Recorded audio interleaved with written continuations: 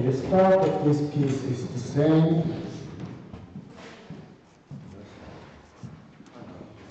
We are really not interested in a perfect center, so just use your fingers as a measure.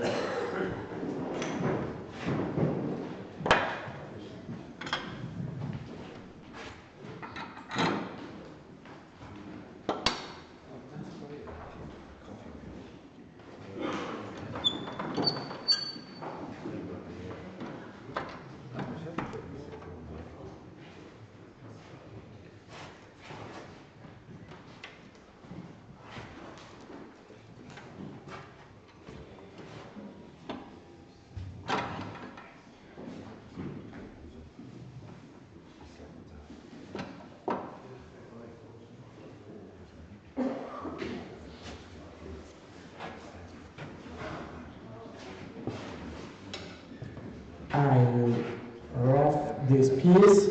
This is the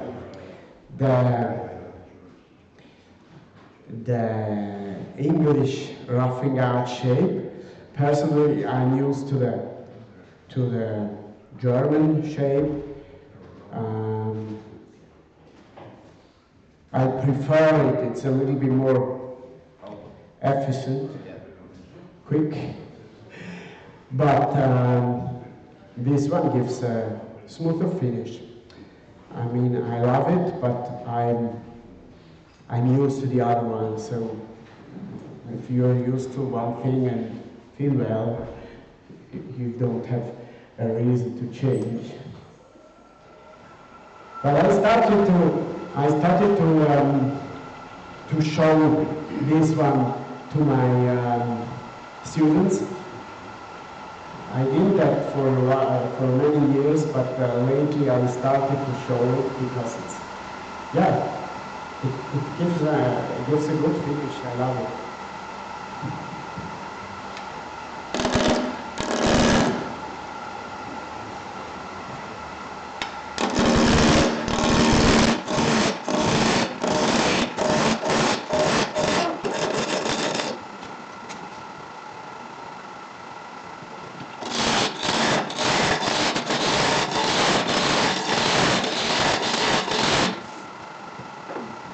And then I should have here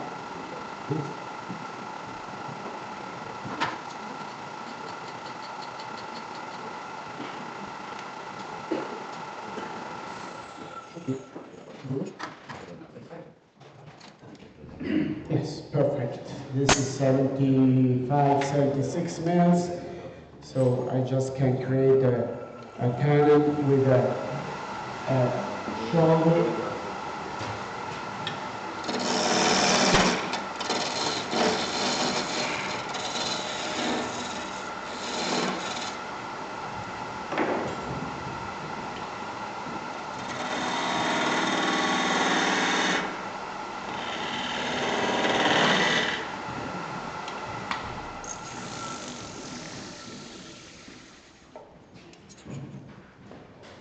Perfect.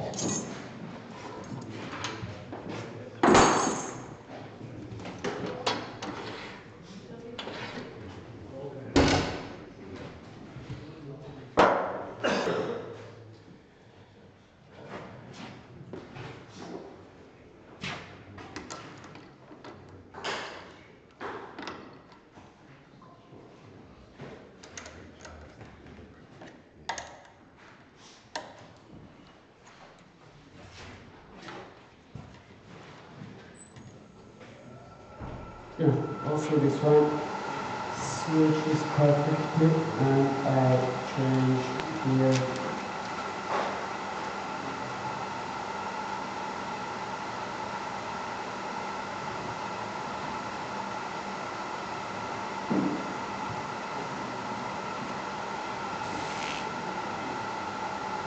I will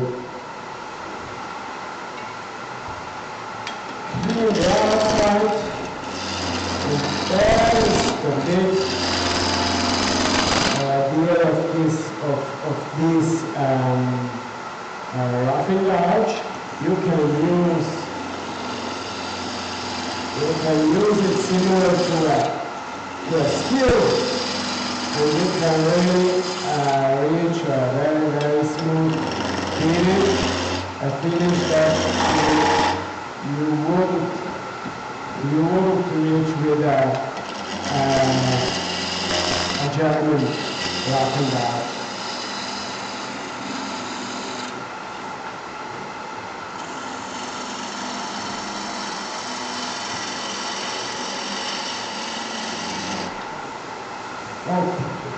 Then you could use also here the skew for cleaning the head, the end screen, but this time I will use spindle gouge, and you can see I start with just 45 degrees cut, and then I can use my bevel to start. I can start with already rubbing the bevel, and then I can do a cut straight down. And the bevel that has to rub is only your first bevel. In this case here, the bevel is just, it's 2.5 millimeter, the rubbing bevel. And the second bevel is only the second bevel, you don't use it, and so it really doesn't matter how many degrees it has.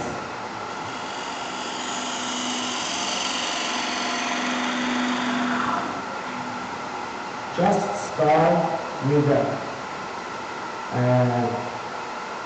the bevel already touching the wood without any pressure, and then go down with the bevel perpendicular to the axis. And now the second tool that I want to show you is, or the second technique is, or the ring tool,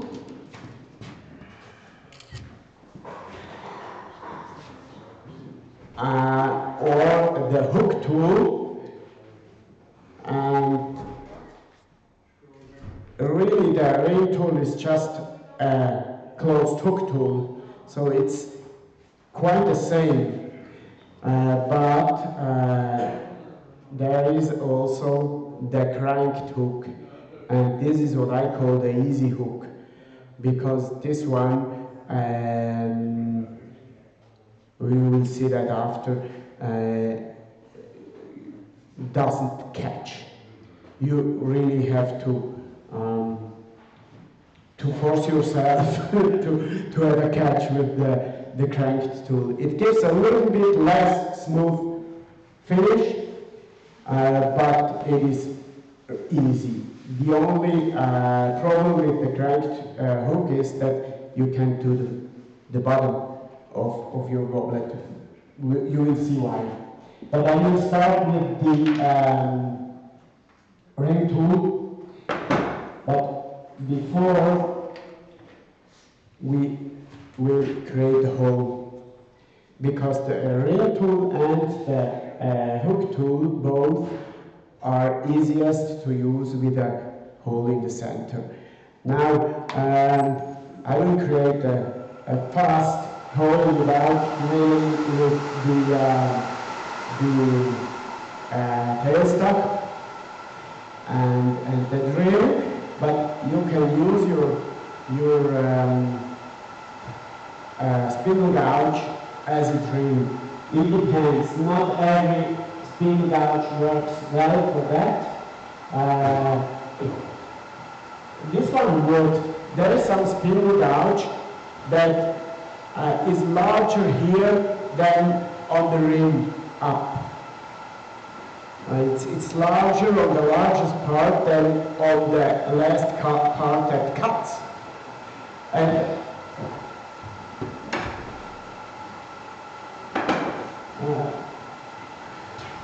And this one is perfect because it won't heat up that much. So that is a quick, so there's a quick system to create a hole in the center.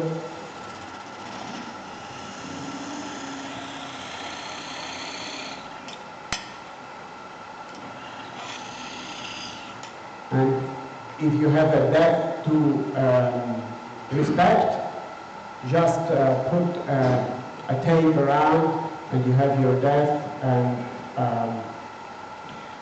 it's already done. So no tailstock, no spinning, advancing, and then out for discharging the shavings in the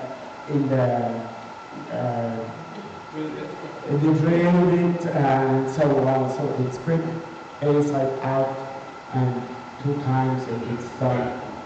Just slow down a little bit the speed because it would overheat easily your tool. That's it. Now, this ring tool has 2 barrels, and both side cuts. The side with the 90-degree bevel and with the bigger opening is for the bottom, and the side with the 45-degree bevel and with the smaller hole is for the wall. And there is just the little piece between bottom and hole that is really difficult to do. Now we can start just with opening a little bit our piece, our goblet, and I use the ring tool and the hook tool slightly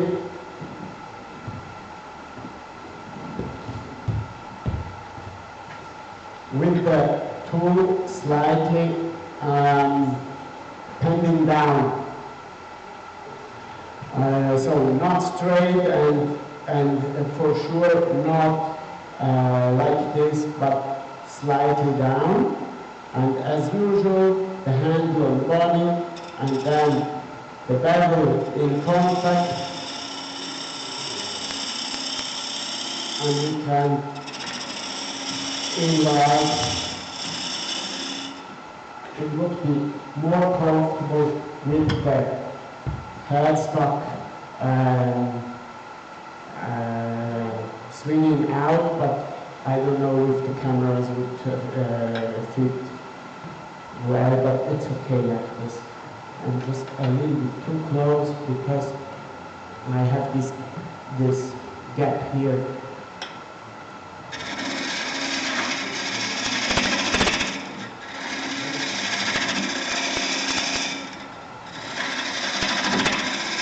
So you see, it works very well on the bottom, but it starts to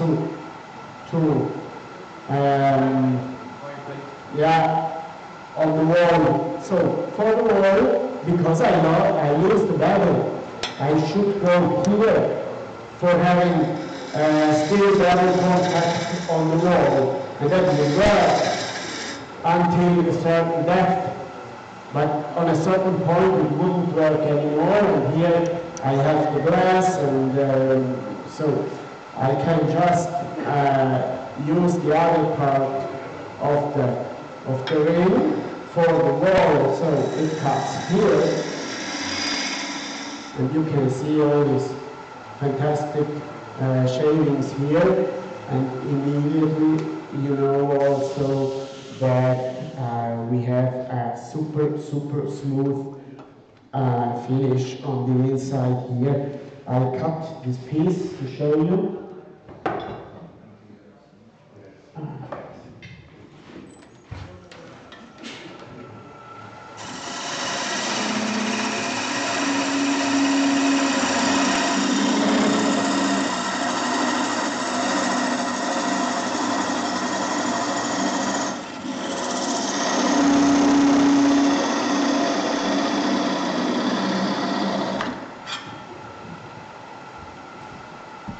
finish is fantastic.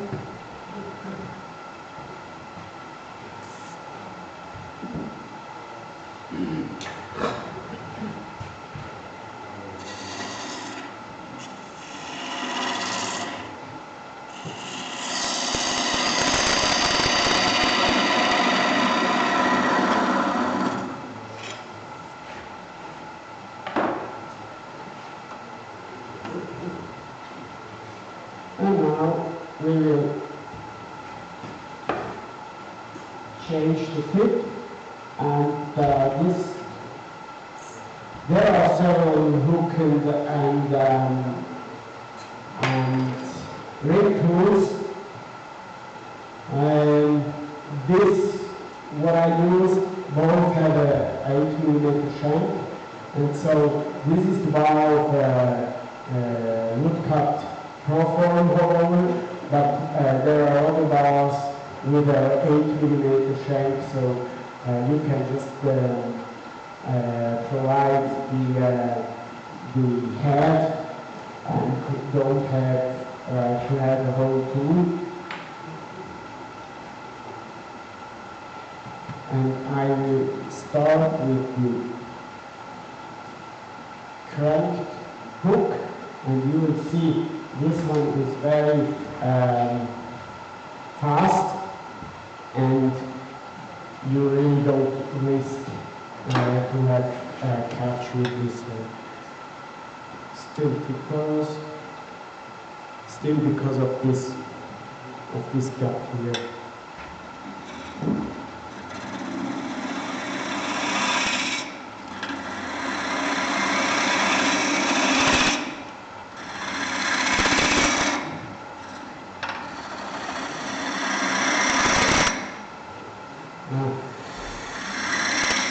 I have to drill another hole that's not deep enough because I cut this piece.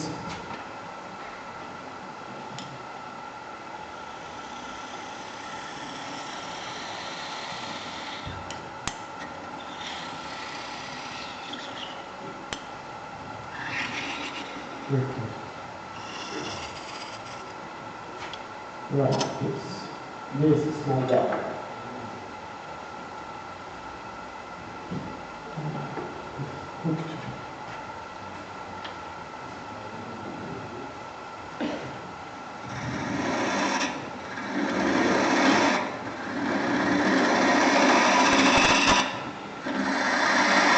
The difference here is that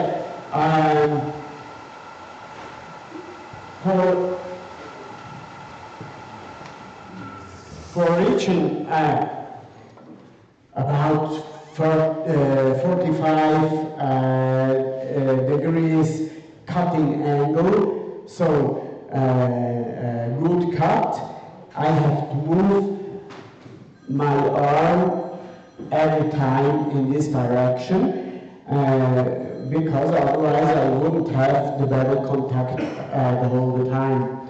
And here, the cranking, you can see that here, is already 45 degrees. So without doing all these movements, I always have bevel contact and 45 degrees cutting angle, and that makes the work much easier. It is less clean. You have seen this piece, the cut is really clean, and with the hook tool it is a little bit less clean, but not really a problem. I have to do that. This is sorry. Disturbing. Okay.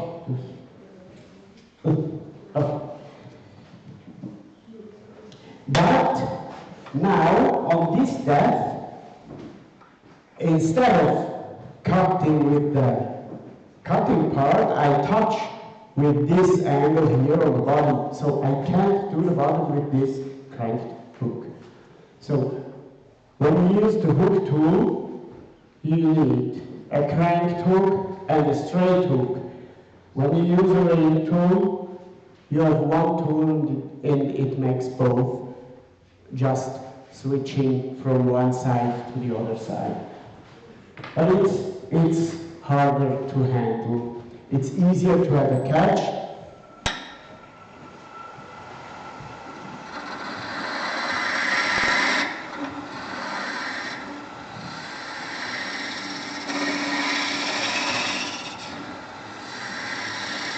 You can see also here, the whole body is working, not my arms don't do anything.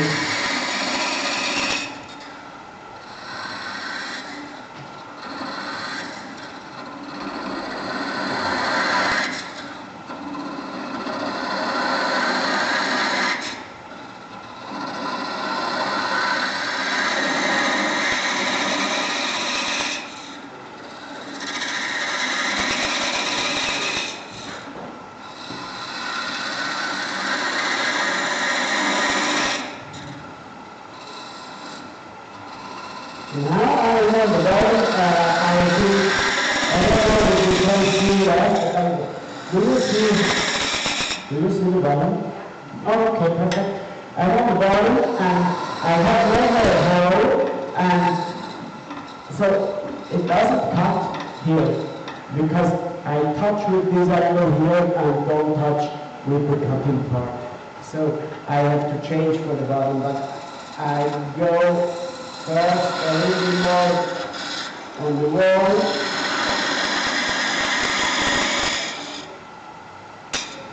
And now for the bottom I need the straight hook.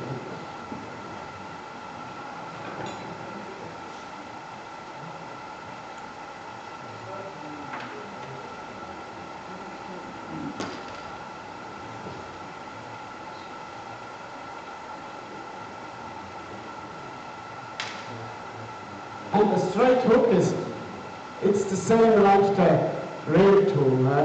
You have 90 degrees angle and work in this direction. You can go slightly up and then you have to stop. Because otherwise you would have the same situation here and you would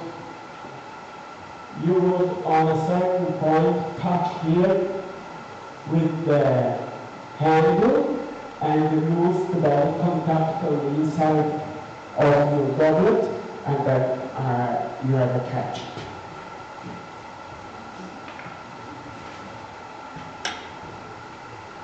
And you don't work like this because it would hook in, it's a hook. But you work with 45 degrees cutting angle or also less than 45.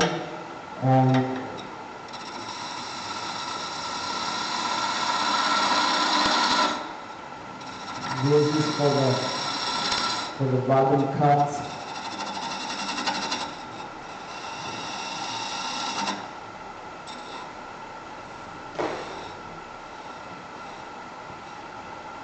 Difficult in the middle, in the center.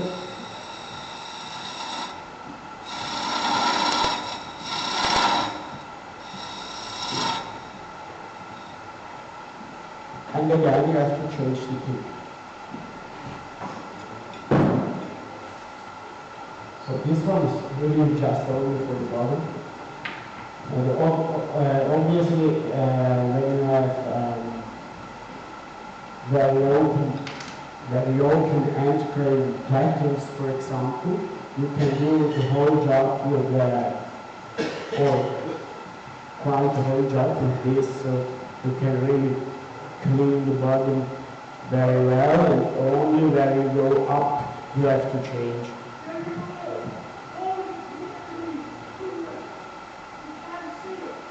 You can see what? Sorry, I have.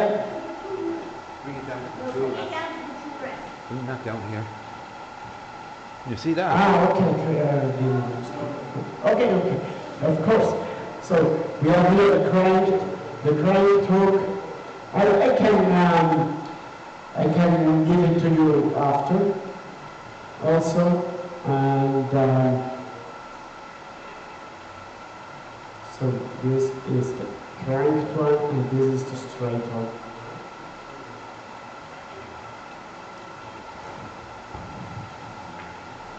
What was I saying? Sorry.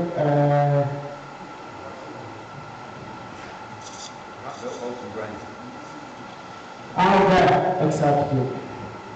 For when you open platter or you can use for the whole bottom or for quite the whole work the straight hook only for the part that is going up to the outside you use the crank.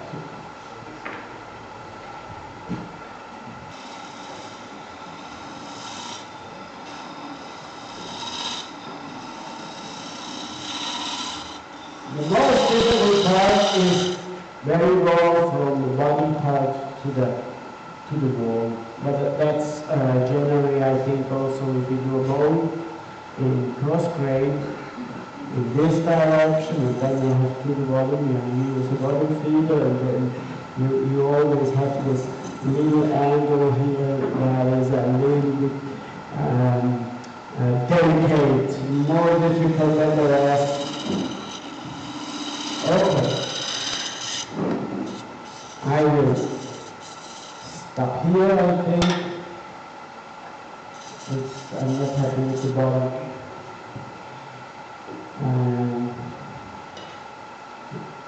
It is higher in the center there.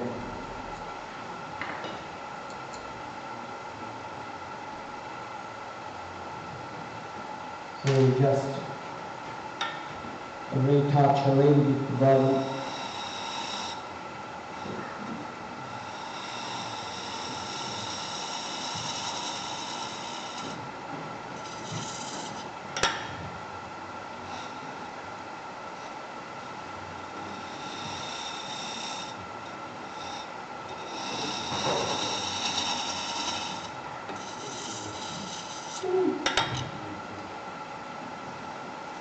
There's still a little bit higher point in the center.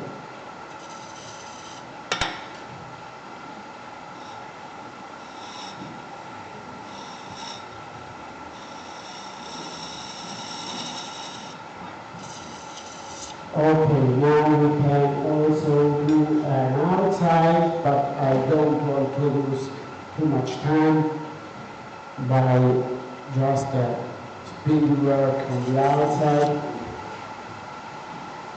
I just want to check the depth to not grade 6. Okay, so let's do it.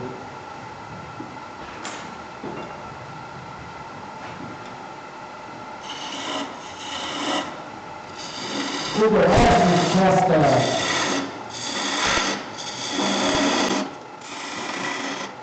normal spin work. You put the sides to create the really green or something.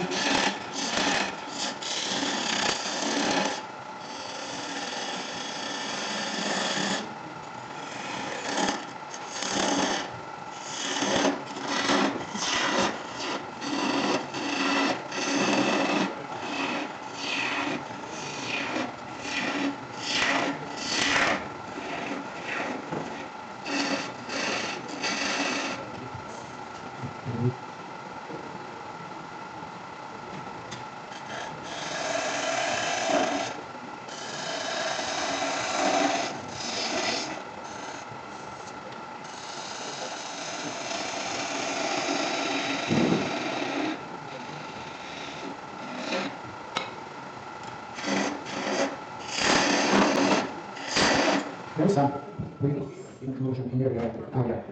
I felt that I did see it before, but there's this little branch here. No problem.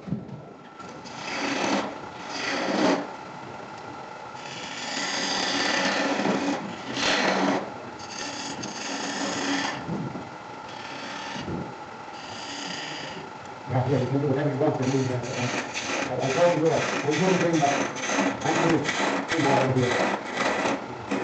I think that's nice in shape.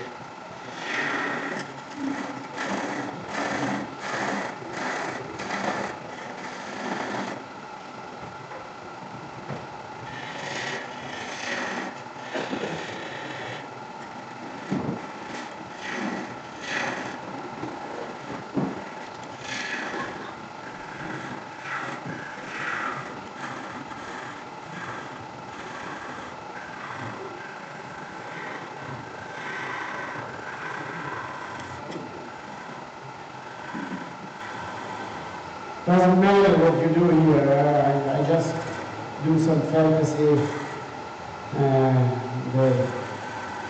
without, I didn't plan anything for this part. Also because we won't even send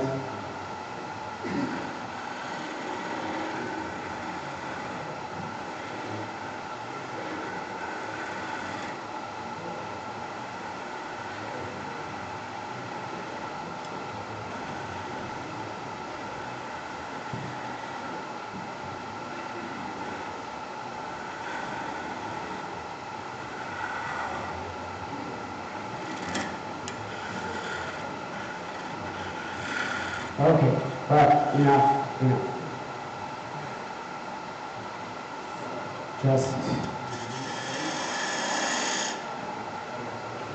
Just let it cut the piece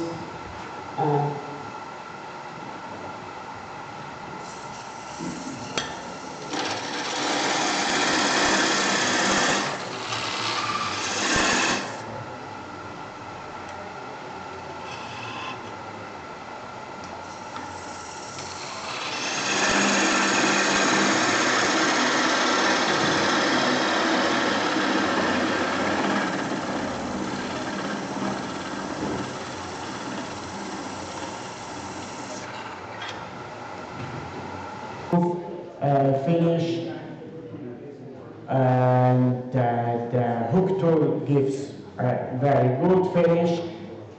I think personally it's easier to create a good shape, a smooth shape without waves with the ring tool,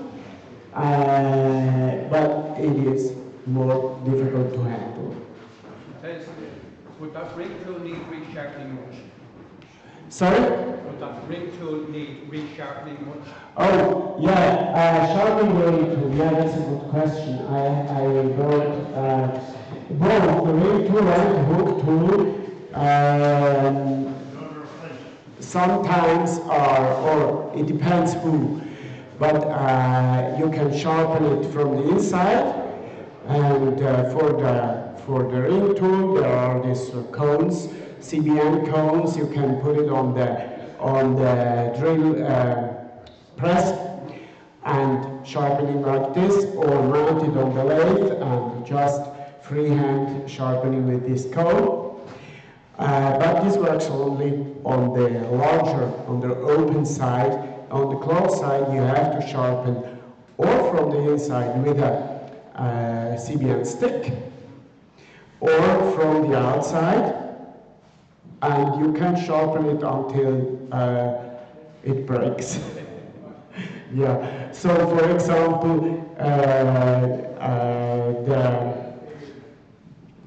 the hook tool, as it is open, it breaks easier. Also, if you have a catch with the hook tool, you risk to break it there. Yeah.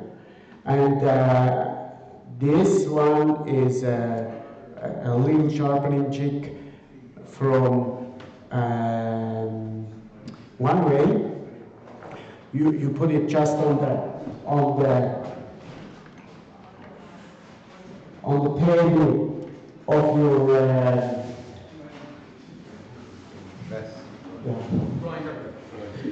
grinder, yes.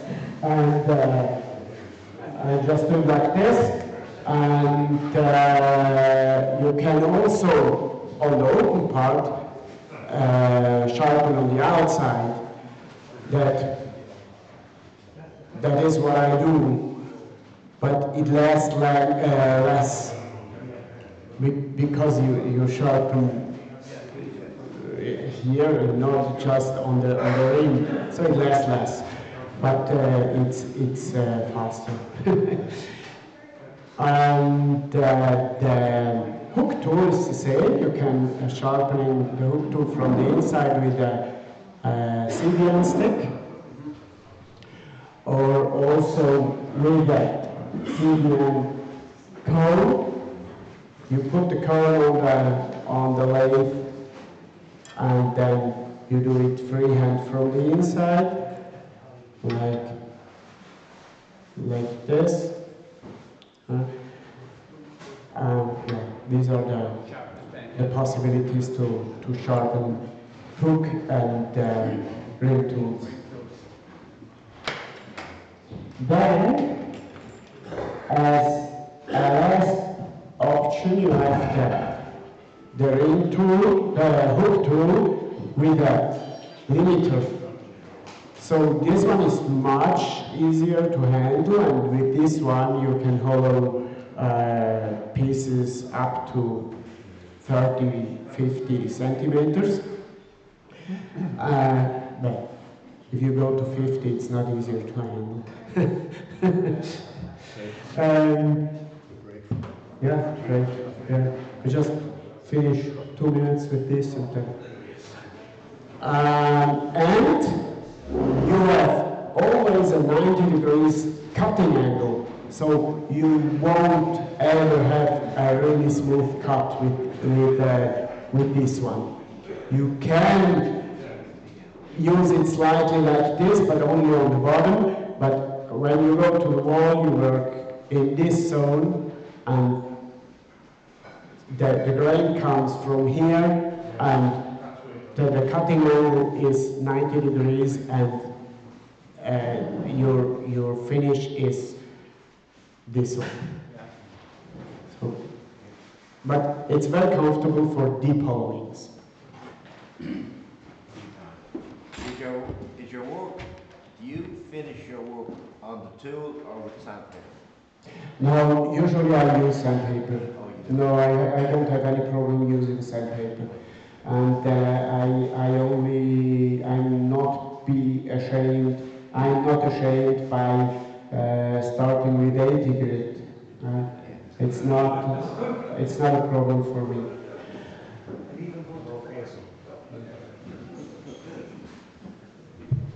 Yeah, very often you see people on Facebook or so. Yeah, I only start with 320, and it's possible in speed work with the skill. You really can do that, but I try always to get a good smooth finish by tool, but I sand.